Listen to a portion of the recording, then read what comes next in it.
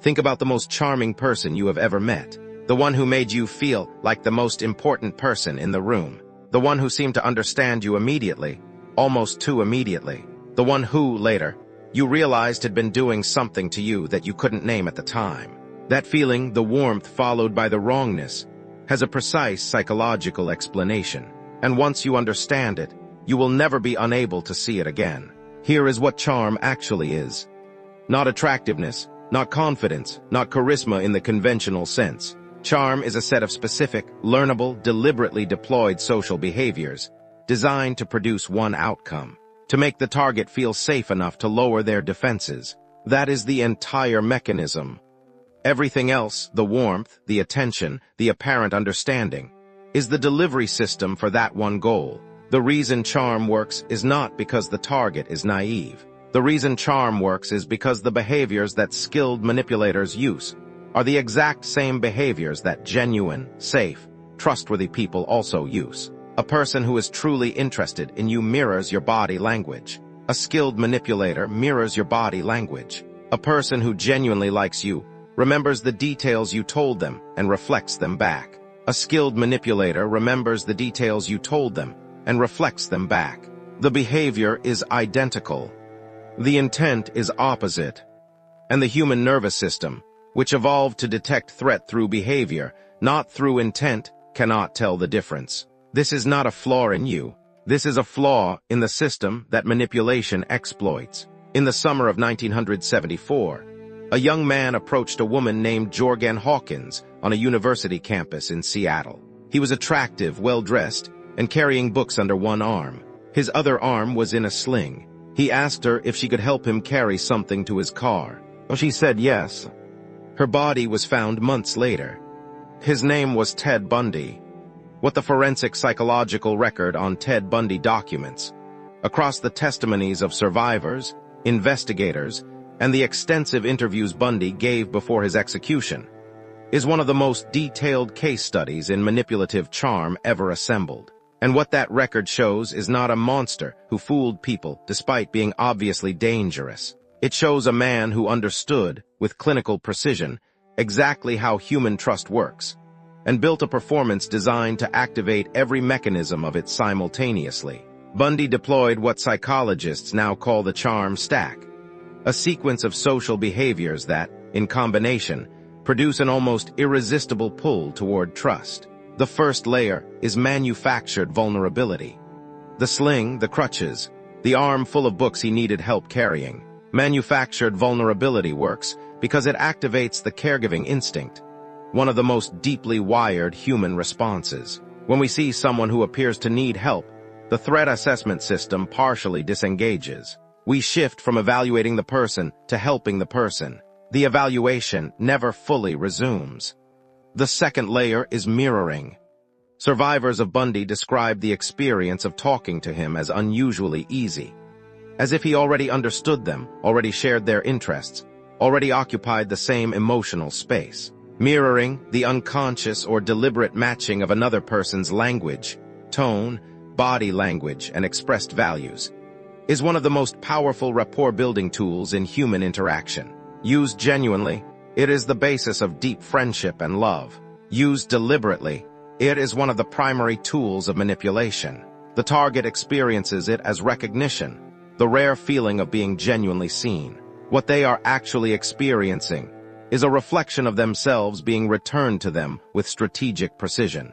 The third layer is targeted flattery. Not generic compliments. Specific, observed, apparently spontaneous noticing of something the target is proud of or insecure about. Manipulators are extraordinarily attentive in the early stages of engagement, not because they care, but because they are building a profile. Every detail shared is cataloged, every vulnerability noted, every source of pride identified. The flattery that follows is not random. It is precisely targeted to the specific architecture of the individual target's need for validation, and it lands with the force of something that feels like being truly known. The fourth layer is artificial intimacy acceleration, the feeling that a relationship is developing faster than normal, that you are being let into someone's inner world unusually quickly, that they are trusting you with things they don't tell other people. This feeling is intoxicating, because genuine intimacy is one of the most sought-after human experiences. What is actually happening is a deliberate compression of the normal timeline of trust. The manipulator is not being genuinely vulnerable. They are performing vulnerability as a tool to extract genuine vulnerability from the target. You tell me something real. I give you the feeling of something real in return, except mine is not real. And by the time you discover that, you have already handed over things that cannot be taken back. The fifth and final layer, the one that makes the entire stack complete, is intermittent reinforcement. The manipulation does not maintain its warmth consistently. It withdraws, becomes cool, becomes unavailable, then returns warmer than before. This pattern, warmth, withdrawal, return, is the most addictive behavioral sequence the human brain can experience. The neuroscience is unambiguous. Unpredictable rewards activate the dopamine system more powerfully than consistent rewards. A slot machine is more compelling than a vending machine precisely, because you cannot predict when it will pay out. The manipulator becomes a slot machine, and the target's nervous system, seeking to predict, seeking to earn back the warmth, becomes addicted to trying. This is why people stay in relationships with manipulators long after the evidence says they should leave. They are not stupid, they are not weak, they are addicted to a neurochemical pattern that the manipulation deliberately produced. Here is what this means practically.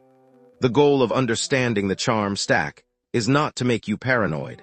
Genuine warmth, genuine mirroring, genuine vulnerability, these are also real. The question is never whether the behavior is present. The question is whether the behavior is consistent.